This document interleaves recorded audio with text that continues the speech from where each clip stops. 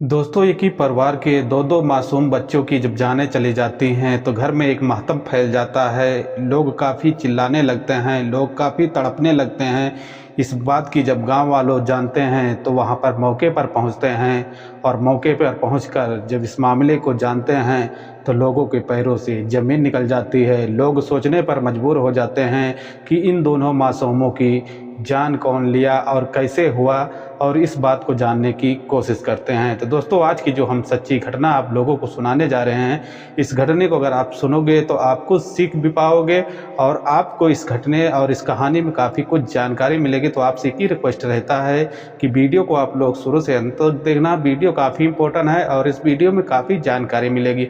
बढ़ते हैं दोस्तों, आज की जो कहानी निकल कर आ रही है। कहानी सुनने और समझने से पहले आपसे एक ही रिक्वेस्ट है कि चैनल पर पहली बार अगर विजिट किए हैं तो चैनल को लाइक और सब्सक्राइब और अपने दोस्तों फ्रेंडों में शेयर जरूर करना।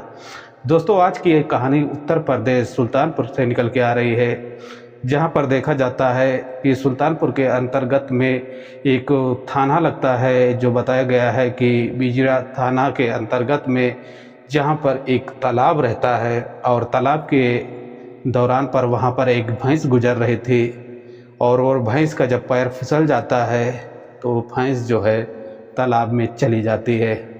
तालाब में जाने के बाद में दोस्तों, वो भैंस जो रहती है तालाब में डूबने लगती है और डूबने की हादसा देखते हुए ये लड़का जो रहता है, एक तकरीबन 12 साल उसकी उम्र रहती है, नाम उसका एहदास रहता है। वो जब भैंस को देखती है डूबते हुए तो एहदास जो रहता है वो भैंस को बचाने के लिए तालाब में कूद पड़ता है।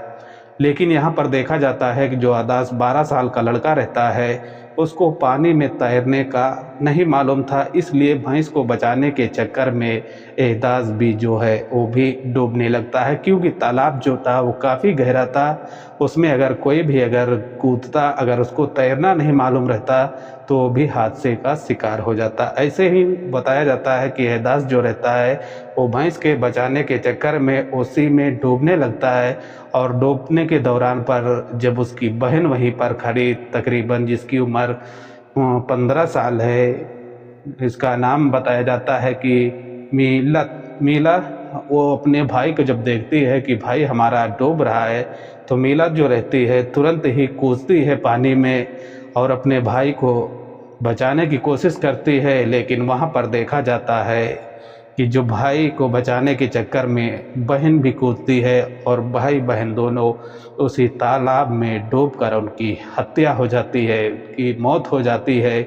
इस बात में जो राहगीर वहाँ से गुजर रहे थे, जब इस मंजर को देखते हैं तो राहगीर जो हैं तुरंत ही तालाब में कूदकर और वो दोनों बच्चों को निकालते हैं। निकालने के बाद में दोस्तों देखा जाता है कि उनको सुल्तानपुर की जो जिला अस्पताल रहता है वहाँ पर भेजा जाता है, लेकिन कहा जाता है कि वो बच्चे के दोनों की मौत हो जाती है।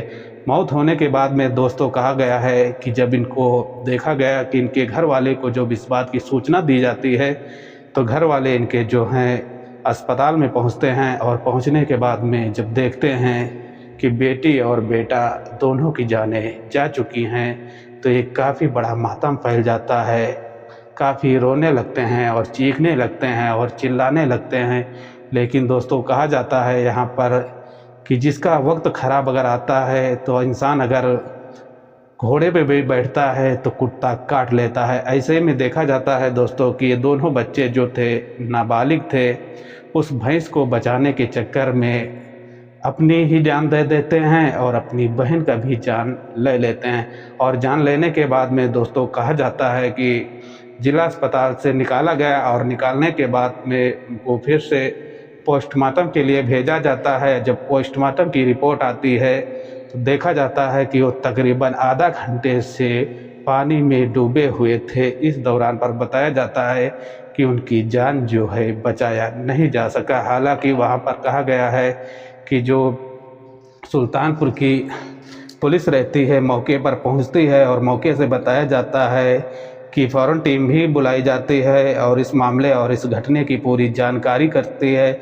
जहां पर कहा गया है कि तहसील के नेकपाल भी पहुंचते हैं, जो लाल बहादुर श्रीवास्तव इस पूरे घटना को समझते हैं और उनके फैमिली को कुछ वो समझाते हैं और समझाने के साथ साथ कहा जाता है कि दोनों पत्नी और उसके जो पति हैं उन दोनों का रो रो के हाल काफ़ी बुरा है। यही नहीं दोस्तों, कहा जाता है गांव में एक माहौल जो है काफ़ी ख़राब हो गया है, एक सनसनी के फैल गया है। जब एक ही घर के दो दो बच्चों की पानी में डूबकर जब मौत हो जाती है तो लोग एक चिंता में पड़ जाते हैं।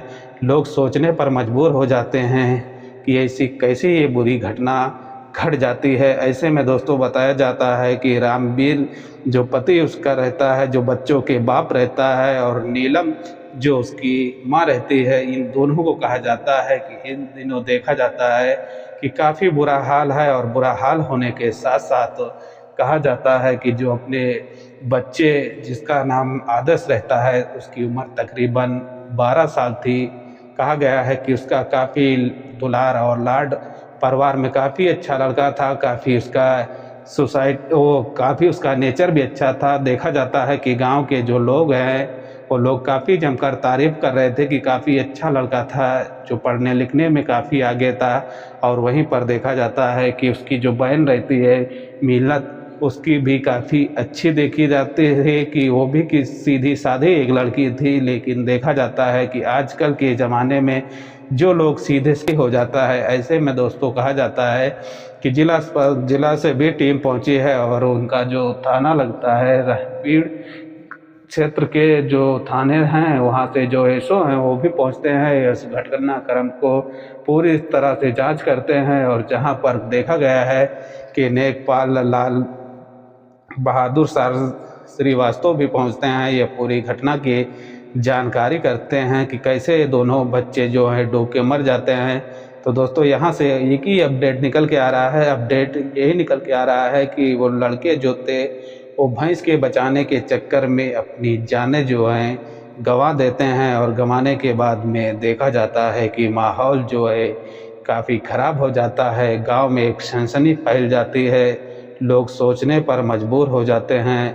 और बताया जाता है कि मोतीगढ़ में एक बहुत ही बड़ा भयानक हादसा हो जाता है। ये हादसा होने के बाद में सोशल मीडिया, यूट्यूब, फेसबुक पे जब इसकी बातें चलने लगती हैं कि एक ही माँ बाप के दो दो बच्चे ताल में डूबकर उनकी जानें जब चली जाती है तो लोग काफ़ी सोचने लगते हैं और सोचने के साथ साथ मजबूर हो जाते हैं। और मजबूर के साथ साथ कहा जाता है कि आज दो बच्चे जिसके चले जाते हैं तो उसका क्या हाल होगा। और हाल के साथ साथ कहा जाता है कि उन माँ बापों के ऊपर क्या बीत रही होगी। तो आप लोगों का क्या राय है, कमेंट सेक्शन में आप कमेंट ज़रूर करना कि जिसके दो बच्चे दुनिया से चले जाते हैं तो उन माँ बापों के ऊपर क्या गुजर रही होगी। तो जैसा होगा आप लोग कमेंट बुक में अपनी राय जो है ज़रूर करना। ये घटना पूरा क्रम सुनाने का हमारा एक ही उद्देश्य रहता है कि आपको सावधान करना रहता है और आपको सचेत और संकेत करना रहता है, क्योंकि ऐसी घटनाओं से आपको सावधान रहना है। आपकी फैमिली में अगर छोटे बच्चे हैं तो उनका आप काफ़ी ख्याल करें, कहीं भी जाते हैं तो उनके बारे में जानकारी रखें। ऐसी लापरवाही ना बरतें कि किसी के बच्चे के साथ में आने वाले दिन में ऐसा हादसा हो जाए। तो आप लोगों को सावधानी बरतनी है और सचेत और सचेत रहना है, अपने बच्चों का काफ़ी ख्याल रखना है। तो दोस्तों जैसे कि अभी एक कहानी और आपने सुने होंगे कि आजमगढ़ में जो नावपुर गांव लगता है, उसी गांव में एक बूढ़ी महिला जिसकी उम्र 55 साल रहती है, उसकी गोली मारकर हत्या कर दी जाती है।